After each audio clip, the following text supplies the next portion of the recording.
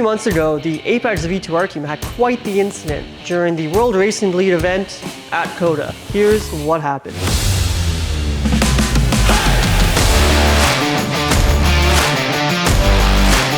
Well, let's go on a journey of discovery to see what we see in the car. And I mean, if you look at this side, let's just back up for a second. Look at this side of the car.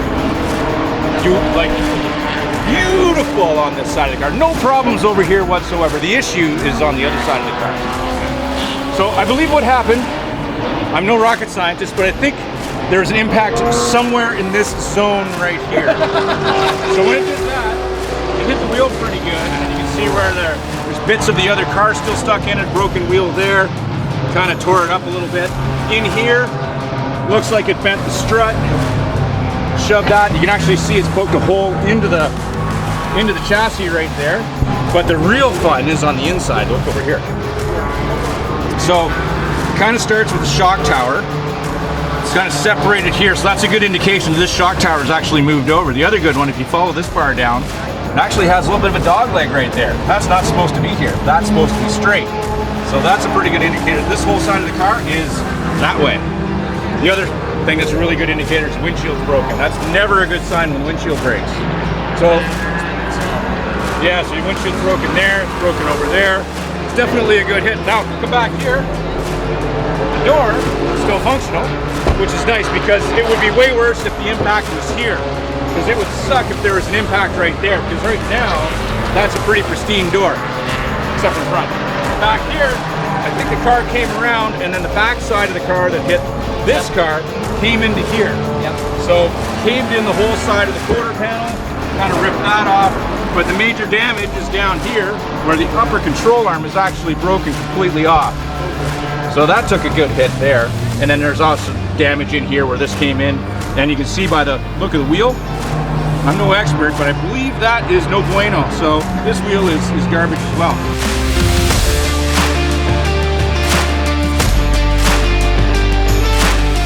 Now that you're all caught up, let's find out where we're at today.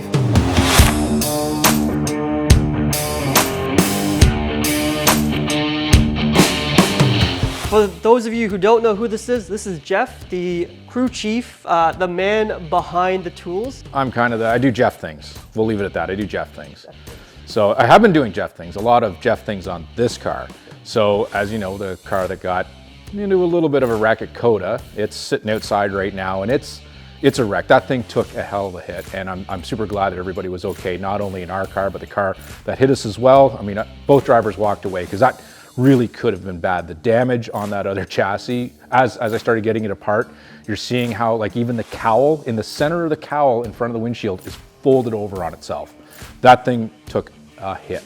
It might have been able to be pulled back straight again, but I mean, it would never have been the same. And we happen to have this red car, which was just a tub, out in the back behind the shop, so we decided to pull it out, and we're here with it right now. We're probably, I don't know, 2/3 of the way through the rebuild, because the other car, again, it took a big hit on the front and a littler hit on the back, but the center of the car was in good shape. So the roll cage was actually in very good shape. So on that other car, I cut the roof off, pulled the roll cage out of that chassis, and then had it on the floor, cleaned it all up, took this car, which again was just a tub when we started, cut the roof off of it, set the roll cage down inside, welded the roof back on, and then welded the roll cage together inside the car. So that did a couple of things. It saved a bunch of time, and it also saved a bunch of steel, because steel right now is crazy expensive, and it saved $1,000 in steel anyways, instead of rebuilding a roll cage inside the car. We're waiting on some parts. So suspension is back on this side, on the right-hand side of the car, but on the other car, it took the hit on the left. So we're still waiting for some spindles and some other things to get this thing back into a rolling chassis, but it's a left side suspension away from being a rolling chassis at this point. So that's pretty good. I'm very happy with the progress right now. Everything sort of gone together the way I hoped for. The biggest challenge, and the one that I'm a little nervous about right now, is that this car began life as a manual car. So 6-speed manual on these things, I think they are. And our cars are all automatic. Automatic with paddle shift, which means the wiring harness that was in this red car was not going to work. So I had to pull all the wiring harness out of it, which was mostly out anyways.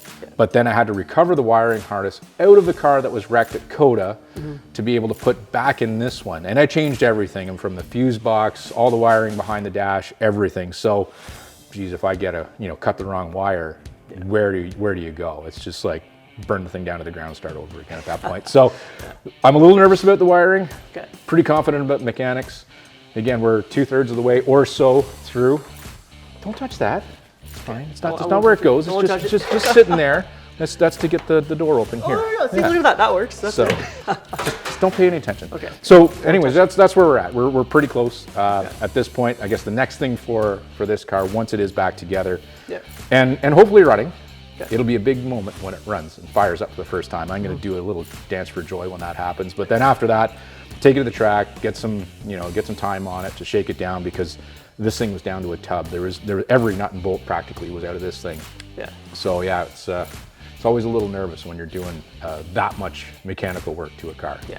Mechanical and structural. Like, I've never seen someone cut the roof off to install a roll cage. Oh, that's easy. But to me, that's crazy. That's like black magic. That's insane. The roofs, this is not the first day at the rodeo, by the way. I've done this on other cars, but very confident that we've got the structure back in the car. And then this thing, I mean, it's a tool, it's a race car. You're always taking a risk with it. I hope it doesn't get hit again, but I would take a hit in this car. I'm pretty confident that it's going to be safe.